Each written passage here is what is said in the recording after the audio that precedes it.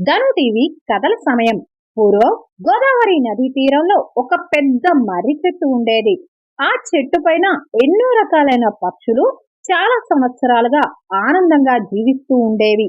ఒకరోజు ఆ పక్షులు నిద్రిస్తున్న సమయంలో ఒక పక్షికి మేల్కు వచ్చి కిందకు చూడగా చెట్టుకు కొద్ది దూరంలో ఒక వేటగాడు నూకలు జల్లి వల పన్నుతున్న దృశ్యాన్ని చూసి ఆ కాకి ఒక్కసారిగా కుప్పకూలింది.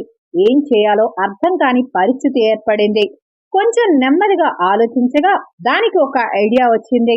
అసలు వేటగాడు ఏం చేస్తాడో గమనిద్దామని ఆ చెట్టు మీద నుంచి రివ్వున ఎగిరిపోయి మరొక చెట్టు పైకి వాలింది. వల పనడం పూర్తి చేసిన వేటగాడు దగ్గరలో ఉన్న చెట్టు పొదల్లో దాక్కొని పక్షుల కోసం చూడసాగాడు.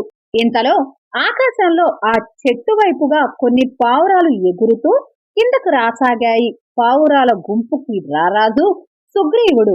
నేల మీద చల్లిన నూకలను గమనించిన రారాజు మిగతా పావురాలతో ఇలా అన్నాడు: మిత్రులారా, ఇక్కడ మనుషులు ఎవ్వరూ తిరగరు. బహుశా ఏ వేటగాడో మనలాంటి పక్షుల కోసం పన్నిన వల అయ్యుండొచ్చు.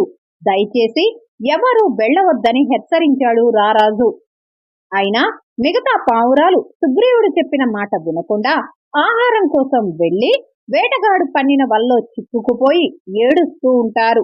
వల్లో చిక్కుకున్న పావురాలను చూసి వేటగాడు ఆనందపడుతూ పొదల్లో నుంచి లేచి వల వైపు వెళతాడు.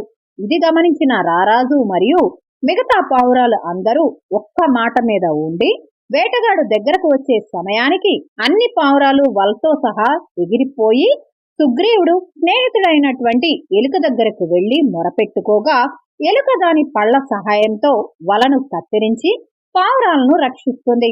ఇలా పావురాలకు విముక్తి లభిస్తుంది. యథావిధిగా తమ ప్రయాణాన్ని మళ్లీ కొనసాగిస్తాయి పావురాలు. విన్నారు కదా పిల్లలు?